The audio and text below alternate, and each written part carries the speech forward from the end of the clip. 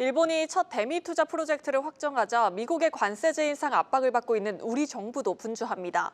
아직 법안 통과가 되지 않아 속도를 내기 어려운 상황이지만 대미 투자 사전 조율을 위해 실무 협상단은 급히 미국을 찾았습니다. 세종 주재기자 연결해 자세히 듣겠습니다. 전민정 기자, 우리 협상단 급히 미국으로 향했습니다. 미국 측과 만나서 구체적으로 어떤 내용을 논의할 예정인가요? 네, 박정성 산업통상부 성상차관보를 단장으로 한 실무협상단은 어제 미국으로 출국했는데요. 협상단은 작년 말 조직 개편으로 신설된 산업부의 한미통상협력과를 주축으로 재정경제부, 대외경제국 과장급 실무지 등으로 구성이 된 것으로 전해졌고요.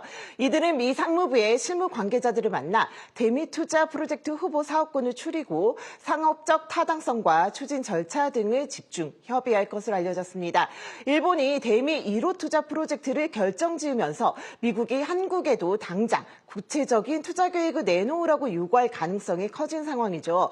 앞서 트럼프 행정부는 조속한 대미 투자 이행을 강조하며 상호관세와 자동차 등 품목관세를 15%에서 25%로 인상할 것이라고 예고하게 됐고요. 그래서 이번 실무단의 방미는 이런 미국의 투자 압박에 대응해 한국의 대미 투자 의지를 강조하기 위한 차원으로 해석이 됩니다. 사실 대미 투자 특별법이 국회를 통과하기 전까지는 법적 기반이 없어서 투자 프로젝트를 구체화하기는 힘든데요. 그렇다고 법 통과까지 마냥 손을 놓고 있을 수 없다는 게 또 정부의 입장입니다.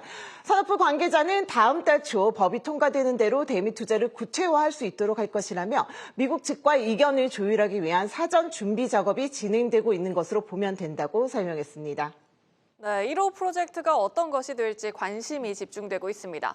아무래도 이번에 확정된 일본의 투자 프로젝트에서 힌트를 얻을 수 있을 것 같은데 일본 사례부터 살펴볼까요? 네, 먼저 일본의 1호 대미 투자 프로젝트가 뭔지부터 살펴보면요. 52조 규모의 이번 프로젝트는 오하이오주 가스 화력발전소 건설, 텍사스주 원유 수출 인프라 정비, 조지아주 합성 다이아몬드 제조 공장 구축 사업으로 구성이 되어 있습니다. 투자에만 다를 뿐 협상 방식과 투자 조건은 우리와 일본이 거의 같죠. 때문에 한국의 1호 대미 프로젝트도 일본 사례와 마찬가지로 원전을 비롯한 에너지, 핵심 광물과 같이 미국의 경제, 안보에 도움이 되는 전략 산업 분야에서 결정될 가능성이 크다는 분석이 나옵니다.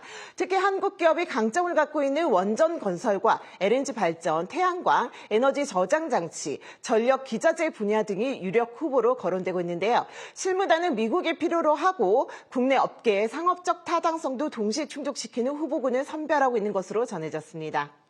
네, 이렇게 대미 투자에 대한 실무 협의는 본격화됐지만 다음 달이나 돼야 대미 투자 특별법이 통과될 것으로 예상됩니다.